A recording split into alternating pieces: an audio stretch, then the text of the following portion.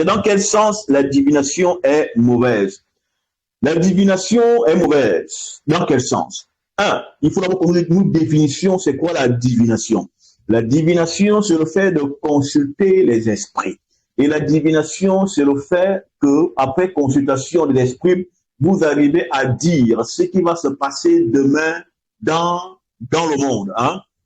Vous arrivez à prophétiser. C'est pourquoi je l'ai enseigné il n'y a pas longtemps que les prophètes sont des divinateurs. Ils font de la divination. Mais quand on vous le dira, pour un prophète, semble-t-il, chrétien, il va dire non, moi je prophétise, mais la prophétisation, le fait de prophétiser, c'est faire la divination. Et la divination, c'est d'annoncer les choses qui ne sont pas encore là. Et le premier à faire la divination, c'est Dieu, hein, qui appelle à l'existence des choses qui ne sont pas comme si elles étaient. Donc, Dieu fait la divination. La lumière, pourtant la lumière n'existe pas, mais il prononce la lumière. Et dans l'avenir, la lumière arrive. Donc, Dieu fait de la divination. Il annonce les choses à venir. Maintenant, à quel moment la divination est-elle mauvaise? C'est lorsque vous allez aux génies et aux entités qui vivent dans le bas astral et que vous les interrogez sur les questions mystico-spirituelles sur l'avenir.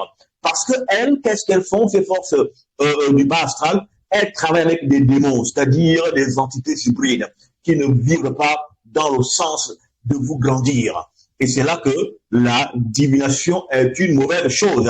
Et lorsque vous diviniserez avec les entités du bas astral, elles vous demanderont des choses, que vous leur donniez des choses, parce que en contrepartie que vous avez reçu la connaissance divinatoire au travers d'elles, il faudra alors une substitution. Elles pourront vous demander du sang, parce que c'est l'entité du bas astral, et pour vous demander des choses assez difficiles. C'est pourquoi ces types de divinations ne sont pas bonnes. Or, les divinations faites avec les esprits supérieurs, c'est-à-dire ceux d'en haut, sont en fait des divinations divines, car ces entités ne vous demanderont jamais de verser quoi que ce soit, de donner le sang, non, car la connaissance ancestrale, la science ancestrale, le fait de travailler avec les entités supérieures vous met à l'abri de toutes sortes de tontines mystiques, de sacrifices et de choses qui ressemblent à tout ça.